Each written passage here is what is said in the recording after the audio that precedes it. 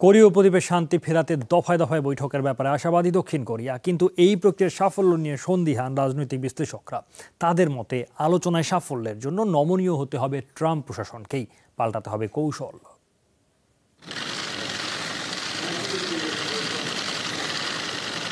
Trump Kim বৈঠক মানেই বিশ্ব রাজনীতিতে আলোচনার খোরাক। গেল বছরের 12 জুন সিঙ্গাপুর সামিটের মধ্য দিয়ে প্রথমবারের মতো বৈঠকে বসেন উত্তর কোরিয়ার সর্বোচ্চ নেতা কিম জং উন ও মার্কিন প্রেসিডেন্ট ডোনাল্ড ট্রাম্প। এতে উত্তর কোরিয়ার উপর থেকে অর্থনৈতিক নিষেধাজ্ঞা প্রত্যাহার এবং কোরীয় উপদ্বীপ পরমাণু নিরস্ত্রীকরণে সম্মত হয় দুদেশ। তৈরি হয় কোরীয় উপদ্বীপে শান্তির সুবাতাসের সম্ভাবনা। দুই নেতার মাঝে চিঠি চালাচালিও হয় কয়েক দফা। তবে মোটেও সহজ ছিল না সেই আয়োজন। এর পেছনে সবচেয়ে বড় ভূমিকা ছিল দক্ষিণ কোরিয়ার।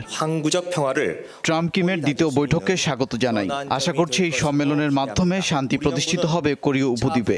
দক্ষিণ কোরিয়া সব সময় তাদের সহযোগিতা দিতে প্রস্তুত। অবশ্য কাঙ্ক্ষিত সেই বৈঠকের পরও শঙ্কা কাটেনি। পরমাণু নিরস্ত্রীকরণে কিম প্রশাসন উদ্যোগী নয় বলেও অভিযোগ করে ট্রাম্প প্রশাসন। তবে অর্থনৈতিক নিষেধাজ্ঞা প্রত্যাহার না করা পর্যন্ত কার্যক্রম বন্ধ করবে না বলে পাল্টা হুঁশিয়ারি দেয় পিয়ংইয়ং। মার্কিন প্রতিনিধি বলছেন, সব শঙ্কার ইতি টানতে এবং প্রথম বৈঠকের চুক্তি বাস্তবায়নেই দ্বিতীয় বৈঠক। তবে আদৌ এ বৈঠক ফলপ্রসূ হবে কিনা তা নিয়ে শঙ্কা রয়েছে রাজনৈতিক বিশ্লেষকদের মাঝে। ট্রাম্প যতই শান্তি প্রতিষ্ঠার বুলি দেন না কেন, মনে হয় না বেশি কাজ হবে, কারণ তার দেশের মধ্যেই নানা সমস্যা রয়েছে। উত্তর কোরিয়ার সাথে সকল সংকট সমাধানে অবশ্যই নমনীয় হতে হবে মার্কিন প্রেসিডেন্টকে। পিয়ংইয়ং এর ওপর থেকে নিষেধাজ্ঞা প্রত্যাহারের পাশাপাশি আদায় করে নিতে হবে পরমাণু নিরস্ত্রীকরণের বিষয়টিও।